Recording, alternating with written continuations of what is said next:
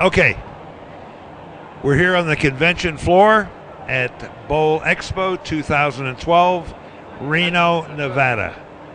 Again, I'm with Jim Dressel. He keeps me in line, and we're very proud to announce our next guest, as we've been doing this 3 years, and she's been on every one of our shows. President-elect Cathy DeSocio. Hi, Cathy. Hello, Len. How are you? I'm happy as heck. I couldn't be better because I got my buddy Jim Dressel here.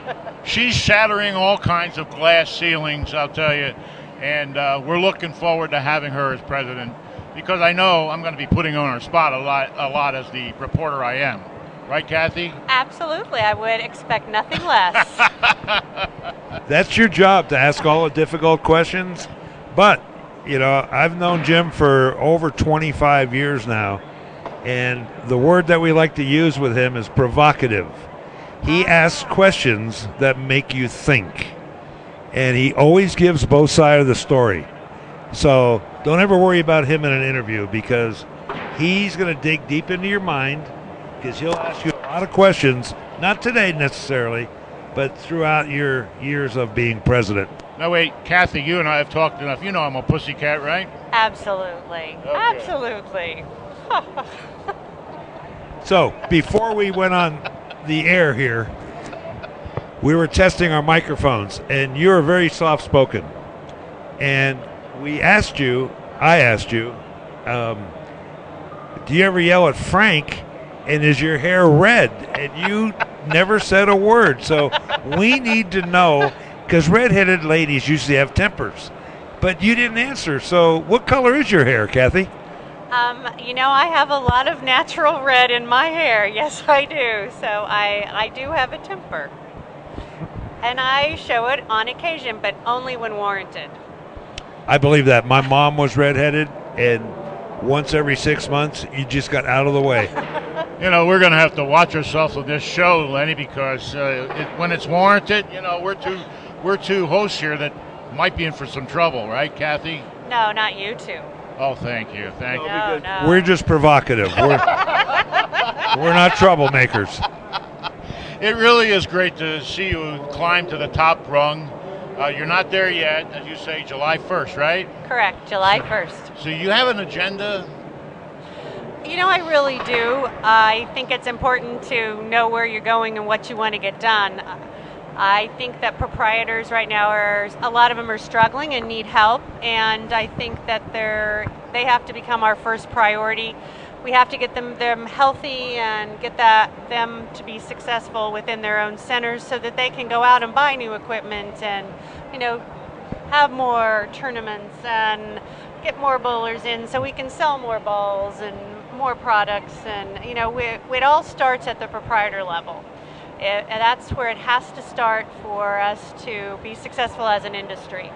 And so I think that the most important thing we can do is to re-energize centers to become the center of their communities, and to create that sense of community within their center as well.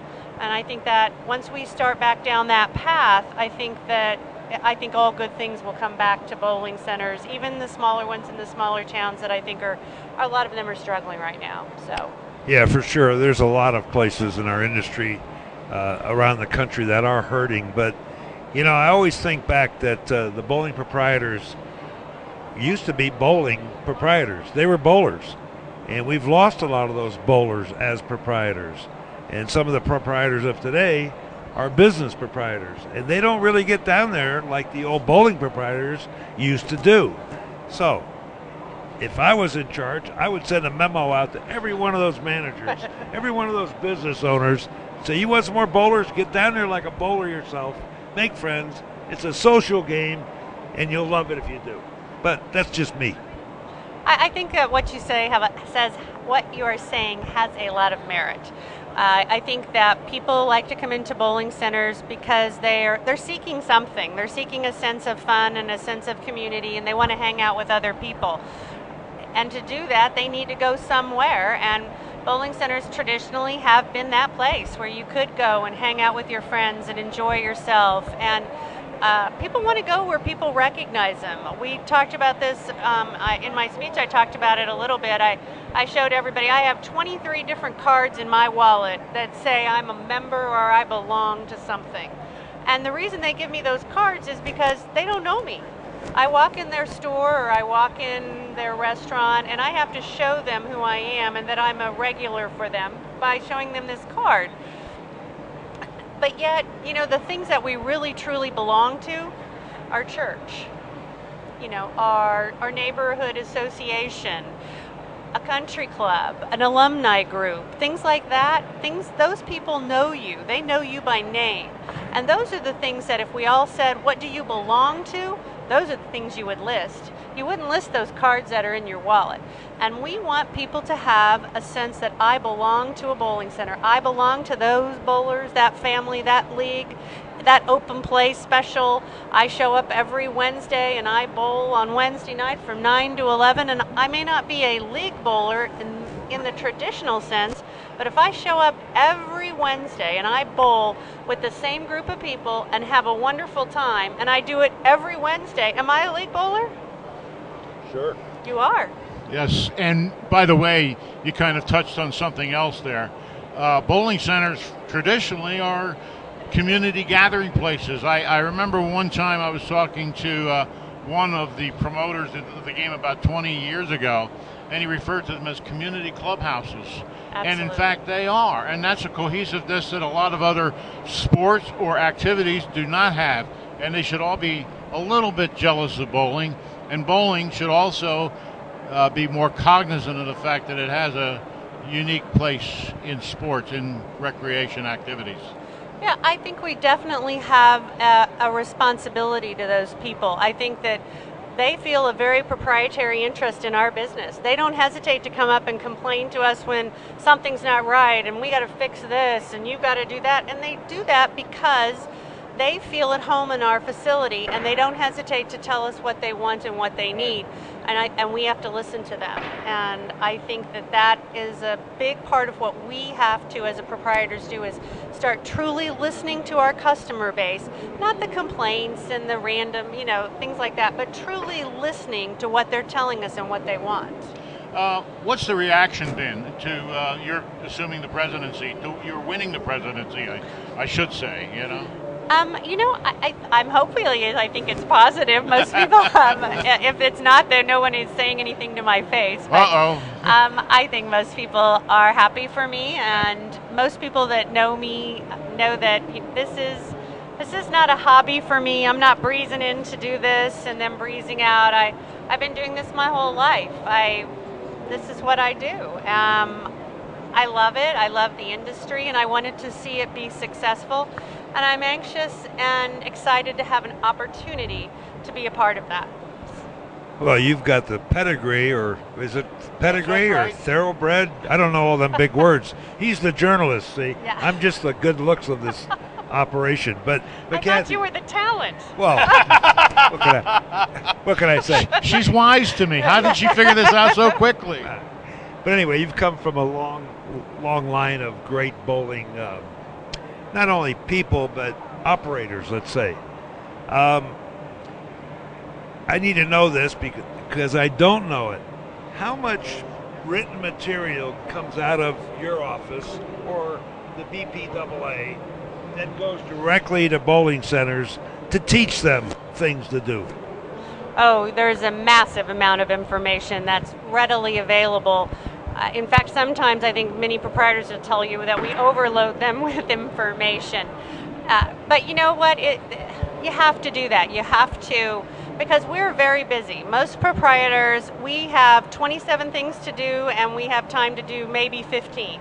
And so every day we have a laundry list of things we need to do. We do everything from, you know, fix the bathrooms to pin chase to some of them are even their own mechanics, to cooking in the snack bar because the girl didn't show up, and then we're supposed to market our leagues and we're supposed to get outside our four walls and, you know, be a force in the community.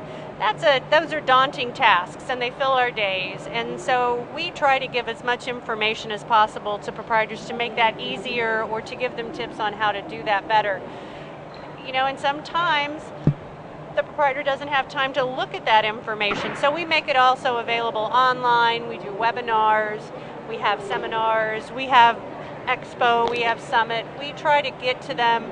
We have local and regional trade shows that we also try to get out and get more to the grassroots so we can help proprietors. You know, you're not the first woman who got into the line of succession, and I was wondering why you decided to pursue it, and to the point where you became the president, because others have dropped out. I mean, we can go name some over the years, but others have dropped out.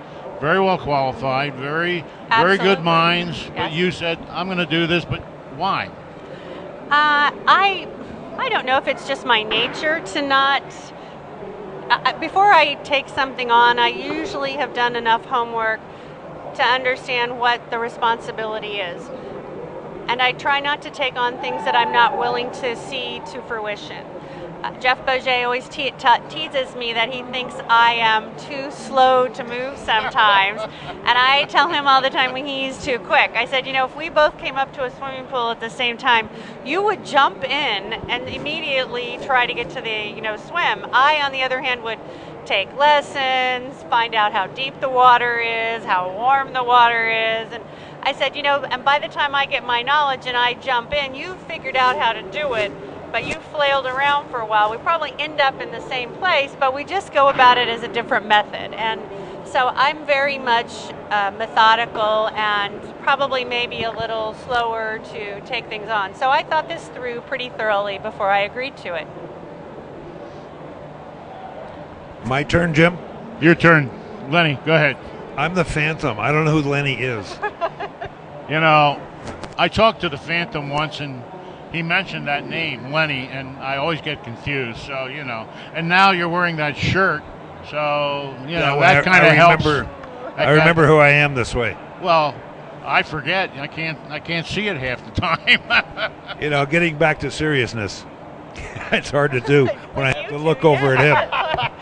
Definitely. But one of my best friends of all time, Ted Hoffman, and I know you know Ted very well. I do. Ted runs Earl Anthony's Dublin Bowl. Yes, he does. And we used to go play golf all the time, and I'd show up at 9 o'clock. And Ted, every day, would get in there at 9:45 and get out of his car and pick up papers on the way to the bowl inside the door. He'd end up with all his cigarette wrappers and whatnot, and he'd walk to the front desk, and everybody he saw, he'd say hello to. All of his customers. He'd make a whole tour, say hello to everybody. He had that personal touch. He runs a very successful bowling center. And there are some outlying bowling centers in his area that are dying. So that's got to tell us something. Bowlers are out there, need to cultivate them. I agree. And people want to go where you know them, where they're welcomed, where they're wanted. Everybody wants to be wanted. And bowlers are no different. They're just human beings who want to have a good time, and they seek out that environment. We all sell the same game. Ted's competitors all sell the same game. Lanes are the same length. They all have the same approaches. There are little intrinsic differences maybe, but what we really sell is an environment. We sell an experience. People come there to have a good time and to enjoy themselves, whether it's in a league atmosphere or open play or birthday parties, whatever it is. And it's all about how we treat them. And Ted is a perfect example of doing the right thing. He is a role model for a lot of us.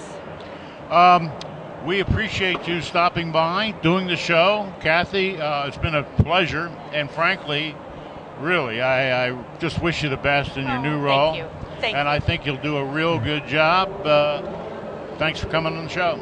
Thank you. I know you'll do a great job. Oh, you're kind. Thank you. Give us a website for our listeners out there that don't know how to get a hold of the BPAA or even a way to reach you. Well, you can reach me or BPAA at www.bpaa.com. So that's pretty easy. That's not too tough. I could even remember that. I bet. Okay, we've got 30 seconds left. Oh. Cathy, the stage is yours. Any closing thing you want to say? You want to tell a joke? Whatever you want to say. Go bowling. .com. Cathy, thank you very much. Thank you both.